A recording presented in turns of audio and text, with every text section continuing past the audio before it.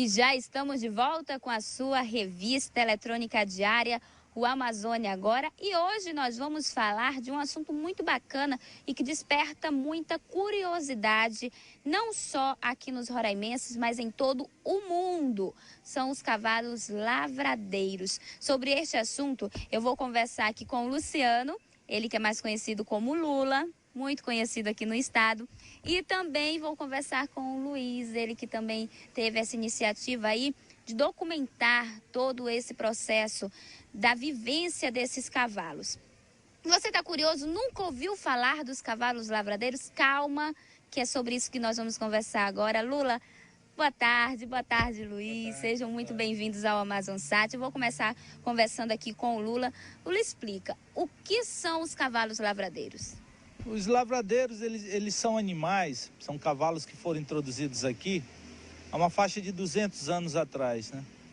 200 anos atrás, mais ou menos, eles chegaram aqui na região do extremo norte, que é aqui em Roraima, introduzidos por um militar português que trouxe esses animais para cá e começou as primeiras fazendas, as fazendas reais da época. E como aqui são mais ou menos...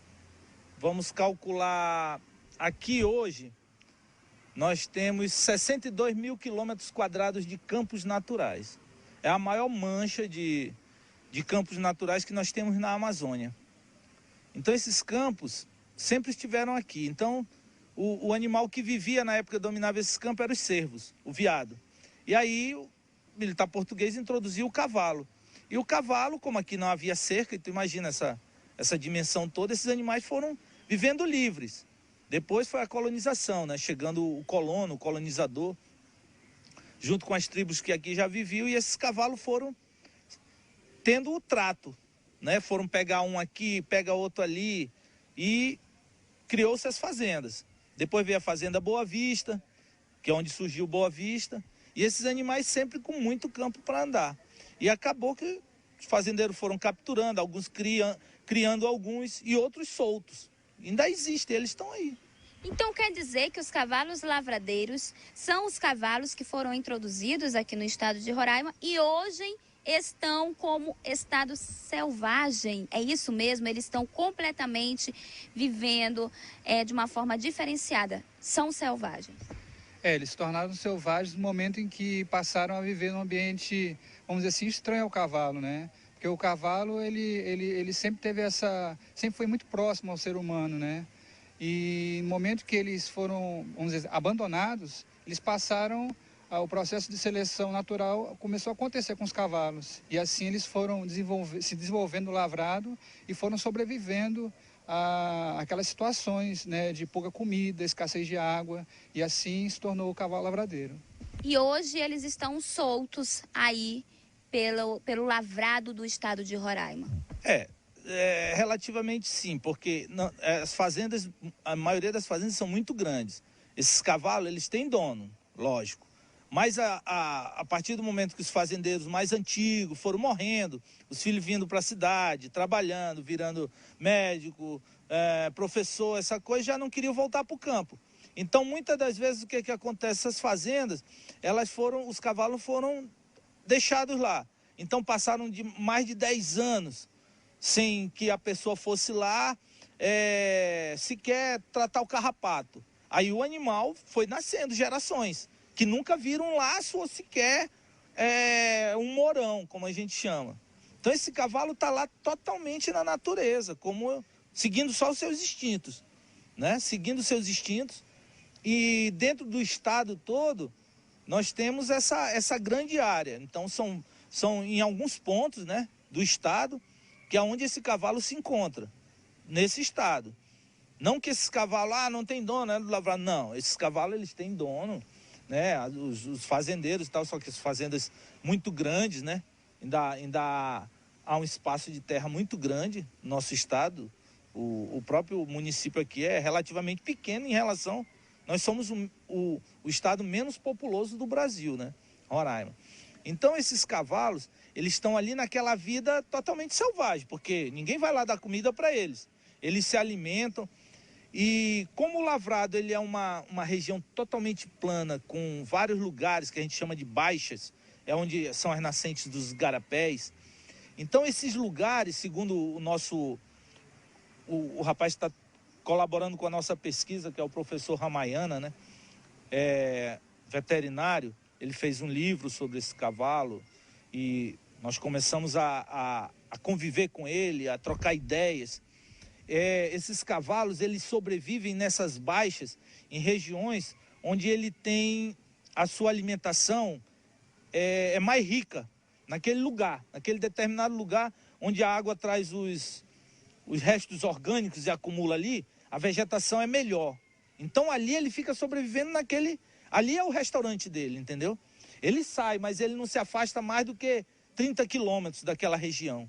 Ele vai e volta, ele tem os canais de irrigação do lavrado, que são os igarapés, ele tem os canais principais, que é aqueles canais onde ele sempre bebeu água ali a vida toda. Então, você vai encontrar ele ali, em volta desse... Olha só que bacana. E com o tempo, quais foram as características que esses cavalos começaram a ter, a partir desse momento que eles começaram a viver livres na natureza? Bom, uma das características visuais que a gente vê, né, é o cavalo que é livre no campo, ele tem a crina, não é cortada, né, e o rabo também arrastando no chão, né. Inclusive é lindo você ver um cavalo daquele correndo, né, com aquela crina bem grande, e o cavalo lavradeiro ele também desenvolveu imunidade a uma espécie de, vamos dizer assim, uma doença. Uma doença chamada, como se fosse uma AIDS equina, né. Então ele desenvolveu, vamos dizer assim... Imunidade? Ele não pega essa doença? Não pega essa doença, ele é portador, mas ele não pega, ele não desenvolve ela, né? Então o cavalo ele se mantém muito rústico, né? Ele corre muito, a gente inicialmente pensava que o cavalo corria por causa da nossa aproximação, tanto de helicóptero como de automóvel, mas ele sempre corre muito no lavrado, né? Então eles desenvolveram uma resistência muito grande. Então são as principais características que a gente vê assim em vista do cavalo. Agora a gente sabe que é muito raro encontrar cavalos selvagens, só tem um lugar do mundo que de fato tem, né? Onde seria esse lugar e por que as atenções se voltaram para o estado de Roraima quando a gente fala em cavalo selvagem, cavalo lavradeiro? Bem assim. E eles, hoje, existe o cavalo Mustang, que é famoso, né? Até a marca de um veículo usa. Você vê que a Ferrari usa cavalo, né? Mustang usa cavalo, então todo mundo usa o cavalo como símbolo de força. E existem vários pontos do mundo, existem ainda lugares onde ele vive selvagemente. O que acontece com o de Roraima é que ele foi pouco estudado ainda. Então esse estudo ainda está sendo mais aprofundado, para que coloque ele dentro de um mosaico. Quando colocar ele dentro de um mosaico genético, vai dizer a posição dele em relação, porque assim como nós seres humanos, nós temos um pouco do afro, nós temos um pouco do asiático, nós temos um pouco do Cáucaso, né?